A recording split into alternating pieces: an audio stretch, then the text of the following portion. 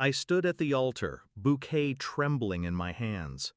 2 seats in the front row stayed empty, glaring at me like missing teeth in a smile. I kept glancing at the doors. They didn't open. Instead, my brother's voice echoed from the back, just loud enough for me to hear. They had better plans. He smirked like it was a private joke between us. The vows tasted bitter in my mouth after that. I smiled for the photos, but inside, something dark and steady began to grow. When I was a child, I believed my parents were unshakable pillars. I'd race home from school with drawings, and they'd pat my head, before hanging my brother's crooked stick figure on the fridge instead of mine. His has more personality, they'd say. I learned early to swallow disappointment, to live in the spaces they left empty for me. Still, I kept hoping. I thought maybe marriage, my marriage, would be the day they finally saw me. The call came 3 days before the wedding. Mom's voice was flat, almost bored. "Sweetheart, we won't be able to make it. Your brother's hosting a barbecue. He wants us there." I thought she was joking. "You're missing my wedding for burgers and beer?" Her laugh was short.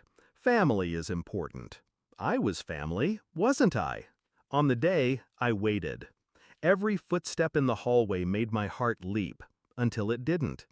By the time I said "I do," I knew they had chosen him over me. Again. I didn't cry, I didn't scream, I didn't send a single message asking why. Instead, I started watching, listening. My brother had always been reckless with money. He bragged about investments he didn't understand, and I knew my parents helped him out whenever his ventures crashed. One night I overheard him on a call at a family dinner. He mentioned something about a property deal, under their names, not his. That was my first clue. I began piecing it together like a puzzle. A joint account in my parents' names, a property deed signed by all 3 of them, loans disguised as gifts. They weren't just enabling him, they were tied to him legally, which meant they were vulnerable. I spent months in the background quietly collecting copies of property records, screenshots of online listings, a discreet meeting with a real estate lawyer. The lawyer confirmed it. My brother's investment was a sinking ship. And because my parents were co-owners, their assets would go down with it if the mortgage defaulted. The plan came together naturally. I didn't need to ruin him. He was already doing that himself. All I had to do was make sure I wasn't in the wreckage when it happened. Step 1, sever every legal tie between us. I had my will rewritten, my name changed on old documents, every financial link erased. Quietly, cleanly. Step 2, make them lean harder on the property.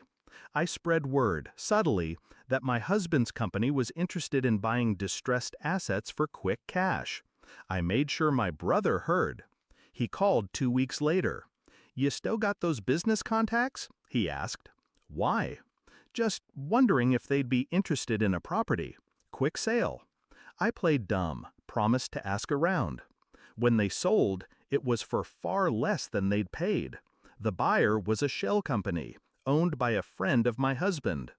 The mortgage debt still hung over them like a noose. Then came the interest rate hike. Payments doubled. My brother's other ventures collapsed. And suddenly, the 3 of them were drowning in letters from the bank. That's when I made my move. It was a Sunday lunch. I arrived uninvited, dressed in the same white dress I'd worn at the wedding. My husband waited in the car. Mom opened the door, startled. "Why are you—" "I thought I'd bring you something," I said, stepping past her. I placed a folder on the table. Inside, copies of the property sale, the debt records, and a foreclosure notice. Dad's face paled. "How did you?" "I told you once," I cut in, "family is important." My brother's jaw tightened. "You set us up."